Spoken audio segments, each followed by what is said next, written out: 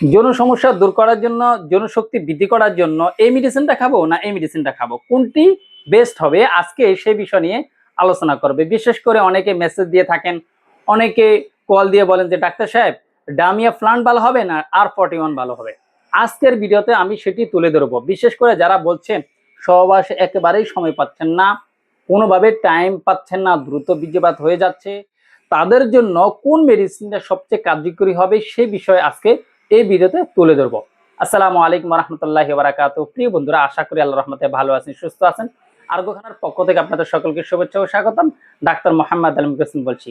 প্রিয় বন্ধুরা, যারা এখনো পর্যন্ত আমার আরোগ্যখানা ইউটিউব চ্যানেলটিকে সাবস্ক্রাইব করেনি তাদেরকে অনুরোধ করবো আরোগ্যখানা ইউটিউব চ্যানেলটি সাবস্ক্রাইব করে সঙ্গে থাকবেন। তো প্রিয় বন্ধুরা, আজকে সবচেয়ে যে গুরুত্বপূর্ণ বিষয় নিয়ে আমি আলোচনা করতেছি সেটা হলো যৌন শক্তি বৃদ্ধি করার জন্য এবং কি যৌন সমস্যা দূর করার জন্য, দ্রুত বীর্যপাত দূর করার জন্য সবচেয়ে বেস্ট ওষুধ কোনটি, ডামিয়া প্লান্ট না R41?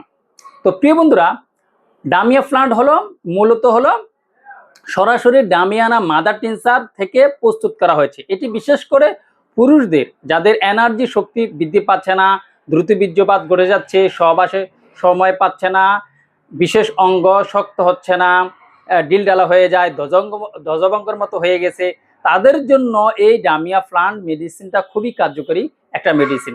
অন্যদিকে R41 যে মেডিসিনটা রয়েছে এটি কয়েকটা মেডিসিন দ্বারা কম্বিনেশন আকারে বানানো হয়েছে।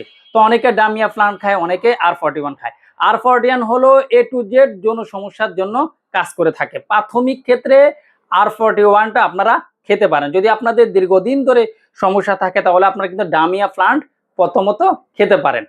তারপরেও একটা বিষয় রয়েছে যে আপনার সমস্যাগুলো একজন ডক্টরের সাথে পরামর্শ করে আপনাকে চিকিৎসা নিতে হবে, তাহলে আপনি সঠিক ওষুধটা সিলেকশন করতে পারবেন।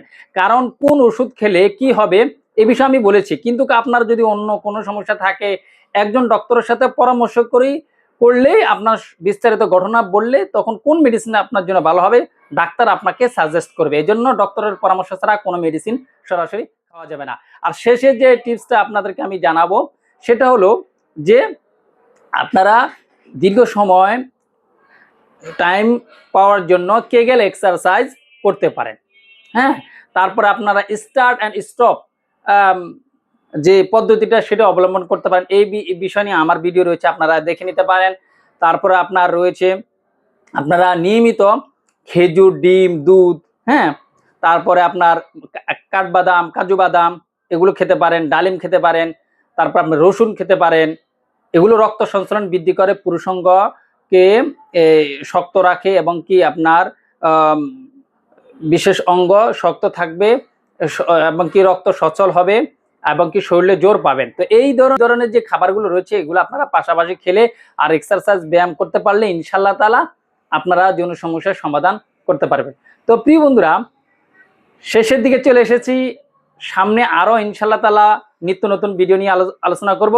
তা আপনারা এই ধরনের স্বাস্থ্য সংক্রান্ত ভিডিও পেতে অবশ্যই আমাদের চ্যানেলটিকে সাবস্ক্রাইব করে রাখবেন এবং কি ভালো লাগলে লাইক দিবেন এবং কি শেয়ার করবেন।